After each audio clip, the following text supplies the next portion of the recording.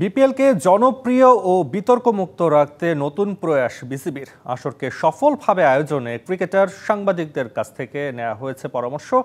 BCB সভাপতির সাথে তামিম মুশফিকদের বৈঠকে পারিশ্রমিক ইস্যু গুরুত্ব পেয়েছে জানিয়েছেন ব্যাটার জাকির হাসান। বিপিএলের ব্র্যান্ড ভ্যালু বাড়াতে ভালো মানের দল নেওয়ার আহ্বান জাকিরের।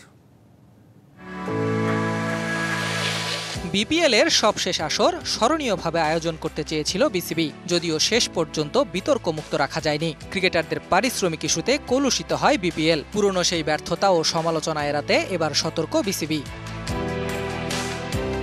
বিপিএলকে জনপ্রিয় করার লক্ষ্যে নেমেছে বোর্ড। এরই মধ্যে তামিম মুশফিক জাকিরদের কাছ থেকে পরামর্শ নিয়েছে বিসিবি ও বিপিএল গভর্নিং কাউন্সিল। সাংবাদিকদের সাথেও হয়েছে আলোচনা। নিজেদের ভুল শুধরে বিপিএলকে বদলে দিতে চায় বিসিবি। বিপিএলটা কিভাবে আমরা টু বি অনেস্ট যেটা যদি বলি, আমরা অন্য লিগের থেকে অনেকটা একটু পিছিয়ে গিয়েছি, ওইটা কিভাবে ডেভেলপ করা যায়। আমাদের কাছ থেকে একটা আইডিয়া নিয়েছেন যে মানে কিভাবে বিপিএলটাকে আরো আগানো যায়। শাইনি চুলে এখন হবে সব হেয়ারস্টাইল। সিল্কোর দ্বিগুণ শাইনি চুল প্রতিদিন। ক্রিকেটারদের পারিশ্রমিক যাতে ঠিকঠাক থাকে সেটাই চাওয়া তামিম জাকিরদের।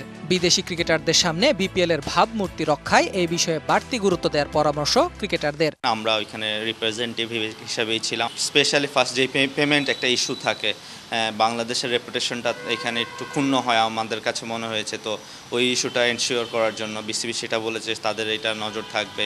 বিপিএলে প্রতি মৌসুমে বদলে যায় ক্রিকেটারদের ঠিকানা। আইপিএলে যেভাবে নির্দিষ্ট ফ্র্যাঞ্চাইজিতে লম্বা সময় খেলেন রোহিত কোহলিরা, ঠিক তেমনিভাবে বিপিএলেও তারকা গড়ে তোলার ভাবনা জানিয়েছেন তামিম মুশফিকরা। আইপিএলে যেমন একটা টিমের নাম, যদি মুম্বাই ইন্ডিয়ান্স বলি, রোহিত শর্মা, হার্দিক পান্ডিয়া, বা প্রত্যেকটা টিমের নাম বললে কয়েকটা প্লেয়ারের নাম কিন্তু চলেই আসে। কোর বাঞ্চ অফ প্লেয়ার যাতে একটা টিমে থাকে। তো এক টিমে যদি অনেকদিন থাকা হয়, সেই টিমে অলরেডি অ্যাডজাস্ট করা থাকে, তখন পারফর্ম করতে ইজি হয়। সঠিক পরিকল্পনা ও সবার পরামর্শে নতুন আঙ্গিকে বিপিএল আয়োজন করতে চায় বিসিবি, কিন্তু শেষ পর্যন্ত কতটা বিতর্কমুক্ত রাখা যাবে সেটা নিয়ে প্রশ্ন থেকেই যায়।